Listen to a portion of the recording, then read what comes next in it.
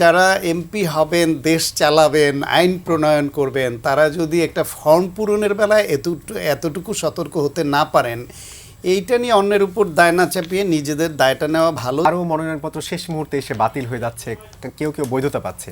কিন্তু যেটা আমরা দেখি যে এক একজনের এক এক রকম সমস্যা, কারো হয়তো নাগরিকত্ব প্রবলেম, কারো হয়তো তথ্যগত ত্রুটি, কারো খেলাফি ঋণ, মানে যার যে প্রবলেম সেই প্রবলেমটা কিন্তু নির্বাচন কমিশন সুস্পষ্টভাবে বলছে। তারপরও কেউ কেউ অভিযোগ তুলছে নির্বাচন কমিশন হয়তো ঠিক কাজটা করছে না, ইসির নিরপেক্ষতা নিয়ে প্রশ্ন তুলছে। কারণটা কি? বাংলাদেশে চিরাচরিত একটা ট্রেন্ড হচ্ছে, নির্বাচনে যারা পরাজিত হয় তারা কারচুপির অভিযোগ আনে, মনোনয়নপত্র বাছাইয়ে যাদেরটা বাতিল হয় তারা বলে যে তাদেরকে অন্যায়ভাবে বাতিল করা হয়েছে, তার মনোনয়নপত্র ঠিক ছিল। পরীক্ষায় যারা খারাপ রেজাল্ট করে সেই ছাত্ররা বলে সে পরীক্ষা ভালো দিয়েছিল, তাকে ফেল করানো হয়েছে। এটা একদম বেশিরভাগ ক্ষেত্রে একদম কমন। কিন্তু এই মনোনয়নপত্রের ক্ষেত্রে এটা সুস্পষ্ট একটা গাইডলাইন তো দেয়া আছে, সেই গাইডলাইন মেনে যদি সঠিকভাবে করা হতো, এই ক্ষেত্রে প্রতিবারই যেহেতু অসংখ্য প্রার্থীর মনোনয়নপত্র কিন্তু বাতিল হয়, এটা এবারই প্রথম হচ্ছে তা না, প্রতিটা নির্বাচনেই অনেকের হয়। তার মধ্যে কারোটা ঋণখেলাপির জন্য হয়, কারোটা সঠিকভাবে মনোনয়নপত্র পূরণ না করার জন্য হয়, কারোটা একই দুই জায়গায় দুই রকম তথ্য দেওয়ার কারণে হয়, কারো সিগনেচার দল থেকে যেরকম দেয়া হয়েছে আর ব্যক্তি পরে দিলেন সেটা দুই রকম হয়, কারোটা ডেট ওভার হয়ে যাওয়ার জন্য, এরকম নানান এক একজনের এক এক কারণ হয়। কারোটা তথ্য গোপন, অসম্পূর্ণ ফর্ম পূরণে অসম্পূর্ণতা, এইসব কারণ হয়।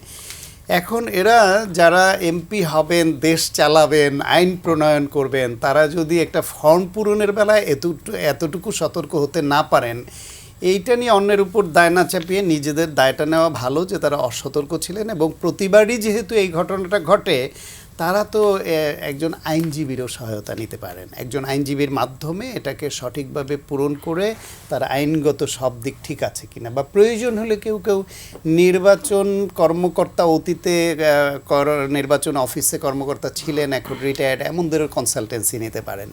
মানে প্রফেশনালি যদি সিরিয়াসলি কেউ নেয় যে আমি আমার এই ফর্মটা সঠিকভাবে পূরণ করে জমা দিব, এবং কোথাও যদি আইনগত বাধা থাকে এরকম মনে হয়, সেটা ওভারকাম করব, ঋণ খেলাপি হলে সেটা কীভাবে রিশিডিউল করা যায়, অথবা কোনো রকম ডিসপিউট থাকলে সেটাকে আমি ঠিক করব, সেইভাবে যদি যথাযথভাবে করতেন তাহলে এর সংখ্যাটা অনেক কমে আসতো। তবে এটাও সত্য যে প্রাথমিক বাছাইয়ে আবার অনেক সময় ভুল করেও কারোটা এরকম বাতিল হয়ে যায়, সেই নজিরও অতীতে আছে। সেজন্য এদের আপিলের সুযোগ আছে।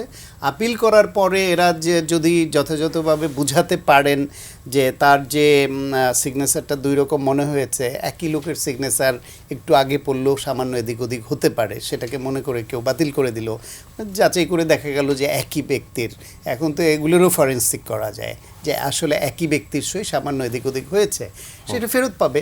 কোথাও যদি মনে করা হয় তাকে ঋণখেলাপি মনে করে করা হয়েছে, কিন্তু ব্যাংক পরে জানালো যে না, তার এটা রিশিডিউল করা হয়েছে আগেই, সঠিক ডেটেই, এরকম অনেকে কিন্তু ফেরতও পায়। ফলে আমার ধারণা এখন যাদের বাতিল হচ্ছে তারা অনেকে ফেরতও পাবেন। এ নিয়ে এত বেশি উদ্বেগ, এত কিছু বিচলিত হবার মতো বিষয় না, এবং এটা কোনো নতুন ঘটনাও না, এটা একটা রুটিন।